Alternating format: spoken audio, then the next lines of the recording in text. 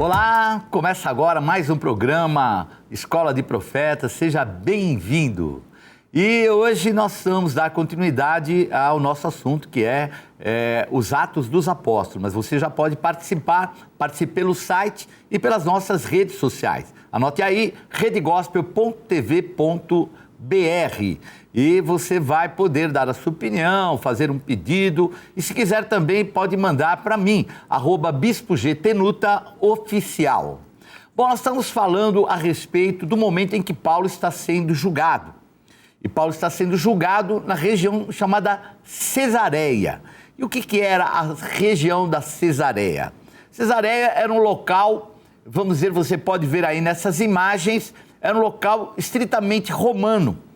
Inclusive, é um local onde vários, vamos dizer assim, prédios romanos estavam lá colocados e o chamado Pretório de Herodes. Pode ver aí nessa imagem como seria o Pretório de Herodes, local bem grande, e era o local onde Paulo estava preso. Ficava distante de Jerusalém, e isso era um fator importante porque, como se tratava de alguém odiado pelos religiosos, principalmente de Jerusalém, que era a capital dessa religiosidade, onde tinham muitos fariseus, saduceus, principalmente, que odiavam a Paulo, né? E de uma certa forma, queridos, vamos ser sinceros, né? Então Paulo estava trazendo o fim da boquinha deles, né? Porque a adoração no templo, o sacrifício. Então vamos falar assim, eles recebiam o sacrifício de animais, recebiam o salário, assim por diante. O fato de vir o Cristo, o Cordeiro de Deus que tira o pecado do mundo, não haveria mais necessidade de levar sacrifício lá no templo.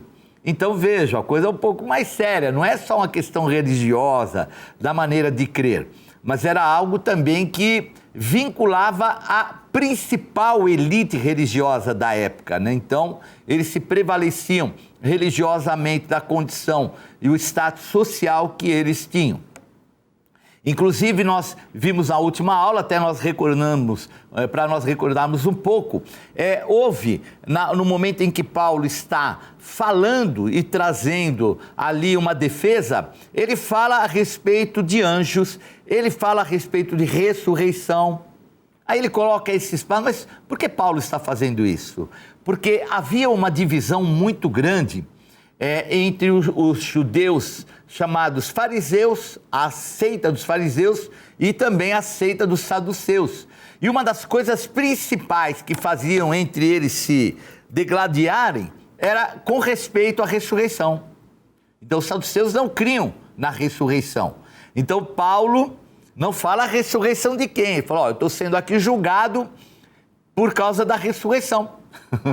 E aí começa um conflito, aí Paulo fala de revelação, de anjos, e aí é que vai então uma situação de uma celeuma tão grande que tem que parar o julgamento, e Paulo então é enviado para ser julgado, não mais na esfera do comandante, mas agora na esfera de um procurador. Então vamos abrir então, dando continuidade, Atos capítulo 24, versículo 1 e 2, que diz assim: 5 dias depois, desceu o sumo sacerdote Ananias com alguns anciãos e com certo orador chamado Tértulo, os quais apresentaram ao governador libelo contra Paulo. Sendo este chamado, passou Tértulo a acusá-lo, dizendo: Excelentíssimo Félix, tendo nós, por teu intermédio, gozado de paz perene, e também por teu providente cuidado, se terem feito notáveis reformas em benefício desse povo.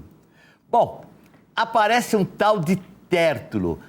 Quem que é esse Tértulo? Bom, Tértulo era um orador. Então, um orador forense ou um advogado, de onde tem a palavra, vem a palavra retórica, né? A palavra rhetor, que quer dizer aquele que pronuncia, aquele que fala. Então, a retórica é a arte de falar bem, de ser eloquente. Então, Tértulo era eloquente no falar e sabia também como advogar. Primeira coisa que ele faz, ele vem e já elogia Félix. Olha, você fez tantas coisas boas pelo povo. Então, já começa fazendo uma média. Por que pegaram esse homem para fazer o tal do libelo? E o que é o libelo? O libelo é uma exposição breve, articulada, onde se pretende provar a culpa de um réu. Então, tinha que ser breve e tinha que ser muito concisa, mas ao mesmo tempo elucidativa. Então, pegaram um cara que tinha muita retórica e sabia lidar, né? Então a gente percebe, né? Hoje, a grande maioria dos advogados, eles são conhecidos por causa do quê? Dessa maneira de se expressar. Então a retórica é algo muito importante nos advogados. Então vejam que não estavam brincando, sabiam da importância de Paulo e ele não tinha advogado de defesa. Ele próprio vai advogar a sua própria causa. Olha que interessante. Então, nós não estamos fazendo aqui simplesmente, vamos dizer assim, um julgamento. Então, vem todos os religiosos, pegam um hiperadvogado, que tem uma retórica maravilhosa, chamado Tértulo famoso, e Paulo, ele próprio vai fazer a sua defesa. Então, vejam que Paulo realmente era um homem audacioso. Então, ele poderia estar ali com muito receio, apesar de estar diante de grandes, mas ele tinha uma palavra de Deus, que ele estaria diante de César. Então, se ele estaria diante do homem mais poderoso do mundo, como é que ele poderia ficar constrangido por causa de um advogado, a despeito de ser um grande advogado, e também de um procurador que estava ali defendendo a causa romana? Então, ambas as situações, para quem vai estar diante de César, então é já uma esfera que ele espiritualmente estava muito acima. Isso é muito importante, né? Porque muitas vezes os homens de Deus não avaliam a importância que eles têm espiritualmente falando. E os apóstolos, eles tinham uma autoridade, a maior autoridade que existia do mundo espiritual era apostólica. Vejam que no contexto religioso era do sumo sacerdote, mas vejam que até o sumo sacerdote está abalado com a presença e com aquilo que Paulo está fazendo. Porque Paulo não está somente criando uma religião, ele está trazendo a vontade de Deus.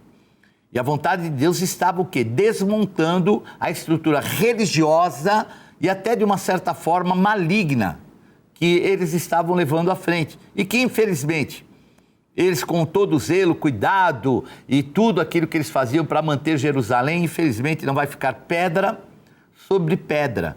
É como, né, o Senhor Jesus havia falado, que infelizmente aquele templo tão de ostentação, feito por Herodes, aliás é o segundo templo, né? É o templo que foi feito na época de Esdras, né, um pouquinho antes de Esdras, na época de Josué e também de Zorobabel. Nós vamos até falar bem a respeito disso em algumas aulas à frente. E que depois vai ser restaurado e ampliado por Herodes. Então, Herodes vai dar um super trato e não só. Ele vai fazer uma revolução em Jerusalém. Para você ter uma ideia, tem até uma curiosidade para colocar. Então, perto do Muro das Lamentações, na parte de baixo, existem umas cavernas. E lá existe uma pedra, que é uma pedra de 30 metros de comprimento. É uma base, né, a chamada pedra angular. Ela tem 30 metros e ela é tão reta, imagina, 30 metros, que dá mais ou menos uma diferença de menos de meio centímetro. Então, quando foi feita uma medida com laser, que é algo ultra atual, deu uma medida de uma diferença de menos de 1 centímetro. Que engenharia é essa que Herodes tinha, a ponto de pôr ali naquela estrutura, que aquilo lá é o muro de arrimo. Então, o Muro das Lamentações não é o muro do templo. O Muro das Lamentações é o muro de arrimo da esplanada do templo. Então, o templo ficava naquela esplanada e ali era o muro de arrimo. E nesse muro de arrimo, a base é uma base de 30 metros, que é quase que perfeita, a parte dela. Não há numa condição humana para se aferir tão perfeitamente uma pedra a ponto dela ter simplesmente uma diferença de menos de meio centímetro em 30 metros. E olha que pedra pesada deveria ser, né? 30 metros de pedra, um bloco só. Vocês imaginem, então, como que era avançada, vamos dizer assim, a engenharia e a arquitetura na época de Herodes. Ele era impressionante. E você pode reconhecer, porque todas as pedras da época de Herodes, elas têm como que uma margem. Além de ser uma pedra, vamos dizer, retangular, ela tem assim uma marca reta, como uma beirada a mais, que demonstra que era da época de Herodes. Até esse cuidado ele tinha de demonstrar aquilo que ele fazia. Realmente era de tirar o chapéu a arquitetura dos judeus nessa época de Herodes. Bom, vamos abrir então em Atos, capítulo 24, versículo 5, que diz assim: porque vendo nós, verificamos que este homem é uma peste e promove sedições entre os judeus esparsos por todo o mundo, sendo também o principal agitador da seita dos nazarenos, e o qual também tentou profanar o templo. Nós o prendemos com o intuito de julgá-lo segundo a nossa lei, mas sobrevindo o comandante Lísias, o arrebatou das nossas mãos com grande violência, ordenando que os seus acusadores viessem à tua presença, e tu mesmo, examinando, poderás tomar conhecimento de todas as coisas de que nós o acusamos. Os judeus também concordaram na acusação, afirmando que essas coisas eram assim. Então vejam que esse Tértulo, ele não é um advogado judeu. Até o nome já fala, é romano, né? Tértulo já diz que é romano, e ele agora coloca essa acusação. E olha como ele é maligno, né? Sábio no agir, porque ele já começa a envolver o capitão, já começa a envolver o comandante romano na acusação. Então estamos falando de Paulo, e agora ele fala: olha, o comandante Lísias veio com toda a violência tirar da nossa mão. E sabe, ele estava profanando o nosso templo. Quer dizer, o libelo é algo curto, mas que tem uma profundidade. Agora, aonde Paulo profanou o templo? Sabe por quê? Porque ele estava levando lá, para entrar no templo, alguns que eram judeus, mas que eram filhos de gregos. Então, por exemplo, Timóteo. Timóteo é filho de uma mãe judia com um pai grego. Então, isso seria profanar o templo? De maneira nenhuma. Então, o que acontece é que quando Paulo chega com eles têm muito aparência grega. Então, nós vemos que o acusador, até o termo diabolos, que é o termo usado para o nosso acusador, o termo não é só o acusador diretamente. Eu diria que o termo mais usado para o diabo é aquele que, vamos colocar assim, tem um termo que é bem mais complexo, é aquele que insinua. Acho que é isso mesmo. O insinuador. Então, ele acusa insinuando. Então, ele primeiro não fala qual foi a maneira pela qual Paulo estava profanando o templo. Então, o que pode dar na ideia? Ele entrou com um porco dentro do templo, que era um absurdo, né?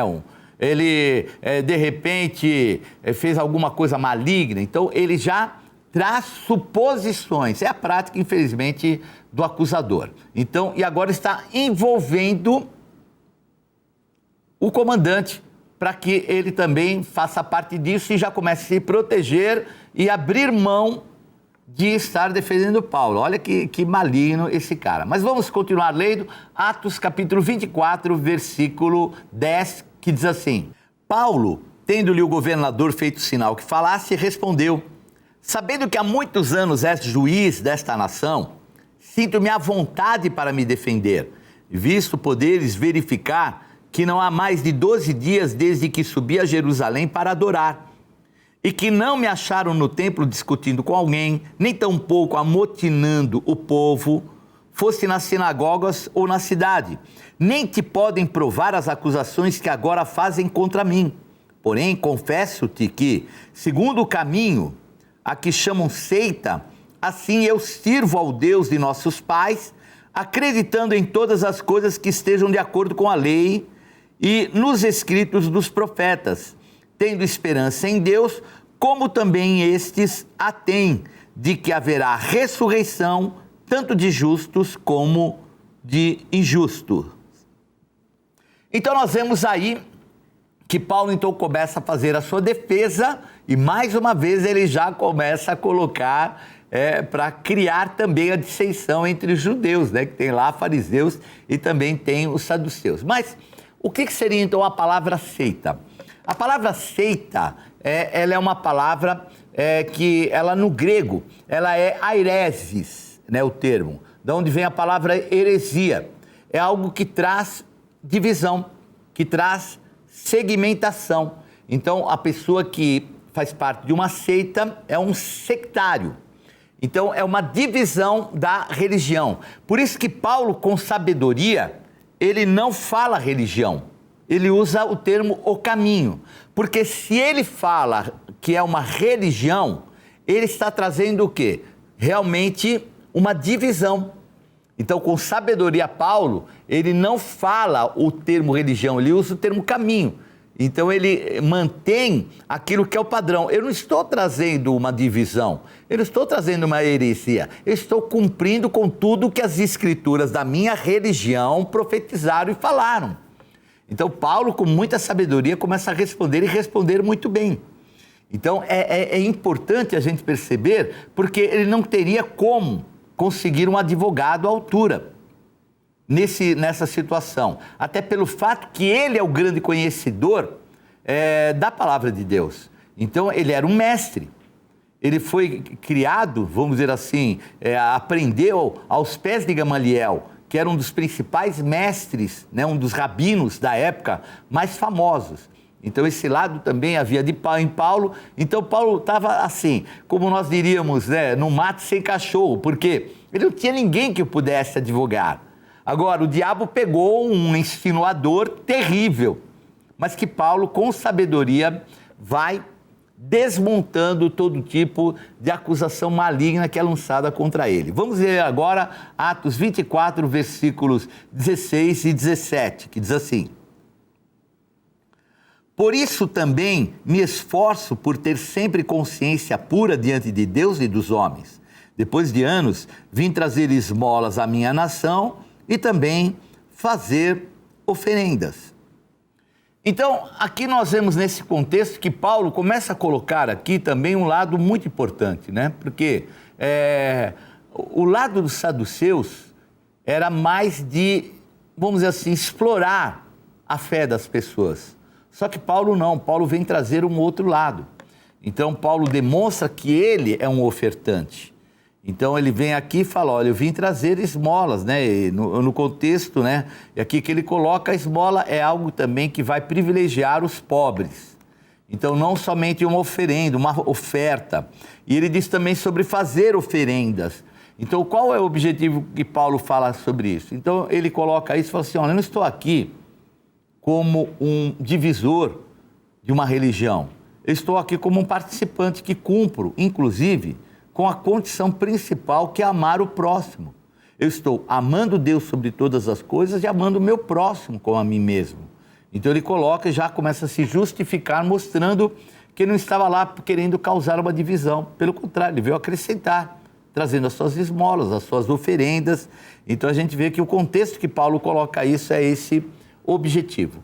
Vamos ler aí, dando continuidade, Atos 24, versículo 18 em diante, que diz assim: E foi nesta prática que alguns judeus da Ásia me encontraram já purificado no templo, sem ajuntamento e sem tumulto, os quais deviam comparecer diante de ti e acusar se tivessem alguma coisa contra mim. Ou estes mesmos digam que iniquidade acharam em mim, por ocasião do meu comparecimento perante o Sinédrio. Salvo estas palavras que clamei, estando entre eles, hoje estou sendo eu julgado por vós acerca da ressurreição dos mortos. Agora veja que interessante, né? Ele começa toda a sua defesa e fala, olha, quem me viu no templo sabe que eu não fiz nada.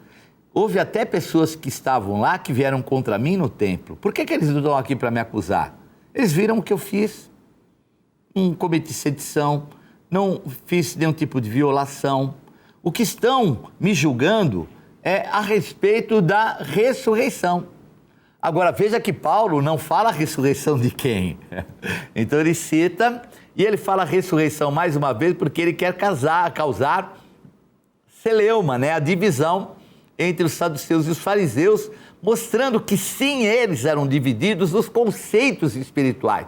Então o objetivo de Paulo não era só instaurar uma confusão, mas era demonstrar que eles eram mais divididos e hereges do que ele próprio, que estava sendo acusado.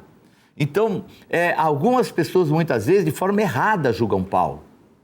Paulo é um provocador, Paulo quer trazer confusão. Não, Paulo quis demonstrar de forma muito clara que eles eram mais sectários do que Paulo.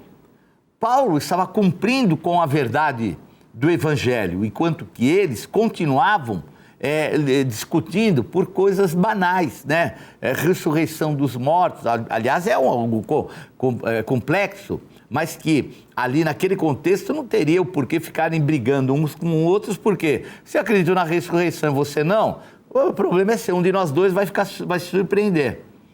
Ou então, eles não creem em anjos.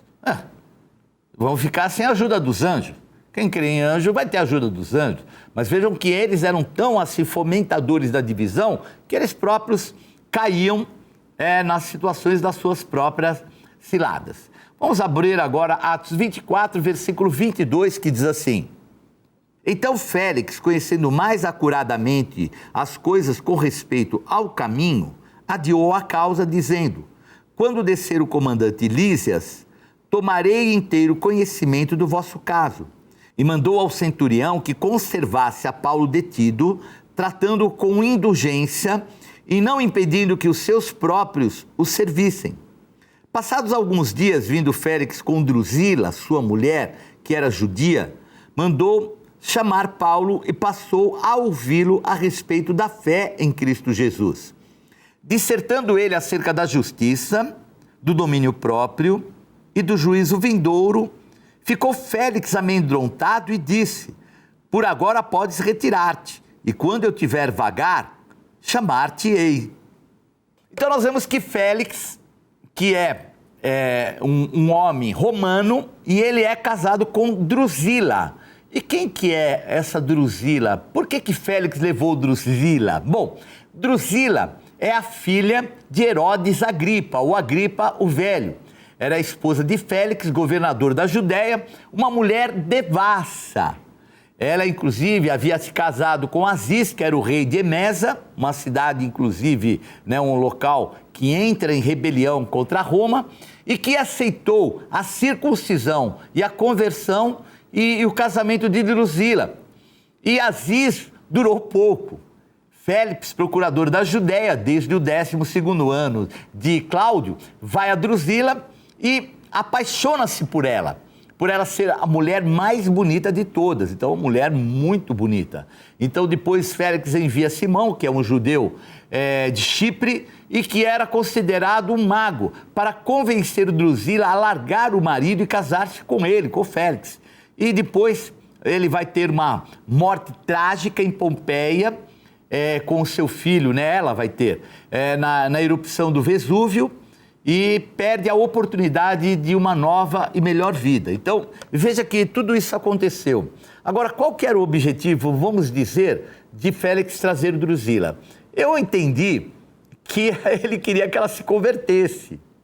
Então, sendo ela uma mulher devassa, ele queria que ela se convertesse. Então a gente percebe esse objetivo, mas acho que o tiro dele saiu pela culatra, porque quando Paulo começou a trazer as revelações, falar sobre juízo, sobre as consequências do erro, ele começou a perceber que não era só a mulher dele que era devassa. E ele falou, ó, Paulo, depois tu conversa sobre isso, vamos deixar para lá. Porque assim, né? Porque tem muitas pessoas que querem o evangelho para os outros. Para si, não. Julga os outros. Assim também, né? Nós vemos aí hoje em dia, né, pessoas que perderam a verdade espiritual do que é o poder da graça. E nós temos que entender que ele é muito importante. A graça alcança nós e aqueles que estão ao nosso redor. Vamos abrir agora Atos 24, versículo 26, que diz assim: esperando também ao mesmo tempo que Paulo lhe desse dinheiro, pelo que chamando mais frequentemente, conversava com ele.